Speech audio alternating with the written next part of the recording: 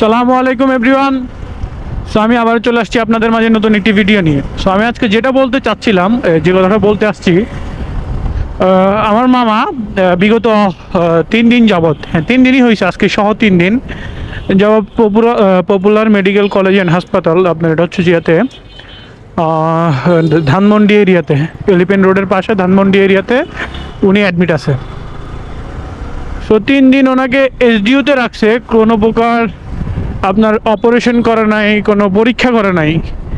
পরীক্ষা করছে সামান্য, হ্যাঁ কিছু পরীক্ষা করছে, পরীক্ষার বিলই আসছে আপনার কত 42-43 হাজার টাকার মতো পরীক্ষা করছে যে, ঠিক আছে। সো এখন এখানে কথা হচ্ছে, একটা মানুষ 3 দিন এসডিইউতে রাখছে, ওনার বিল আসছে 2,21,000।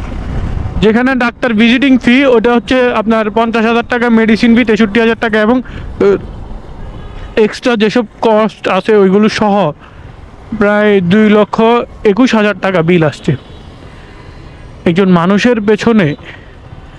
মানে মেডিকেল কিভাবে ব্যবসা করে খাচ্ছে আমি এটাই বুঝতেছি না কোনো। এবং কি উনি টাকা নিচ্ছে ওইটা কোনো বড় বিষয় নয়, বাঁচানোর মালিক আল্লাহ, কিন্তু ওনারা হ্যাঁ চেষ্টা করতেছে বুঝলাম, তাই বলে এইভাবে একটা টাকাও কনসিডার করলো না। ওনাদেরকে বললাম যে সামান্য কিছু হলো ডিসকাউন্ট দিতে বা কিছু টাকা কনসিডার করতে, কনসিডারের কোনো কথাই বলা যাবে না ওনাদের সামনে। ওনাদেরকে যেভাবে নির্দেশনা দিয়েছে ওনারা সেভাবেই কাজ করতেছে।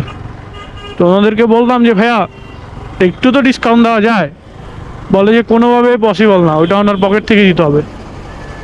তো এইভাবে যদি 3টা দিন থাকে, একটা মানুষ যদি 3টা দিনে আপনার 2,21,000 টাকা আসে, আমার মানে মাথায় কাজ করতেছে না। না কোনো অপারেশন করছে, হ্যাঁ পরীক্ষা করছে ওইটা মানতেছি যে কিছু পরীক্ষা করছে, পরীক্ষার বিল 42,000 টাকা আসছে, মেডিসিন বিল 63,000, কিন্তু ভিজিটিং ফি কি করে একজন ডাক্তার ওনাকে যখন দেখতে আসে ওইটার ফি 50,000 টাকার মতো আসছে।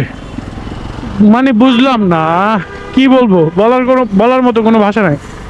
একজন মুমূর্ষু রুগীকে নিয়ে ওনারা যেভাবে ব্যবসা করে এটা আসলে একদমই ঠিক না।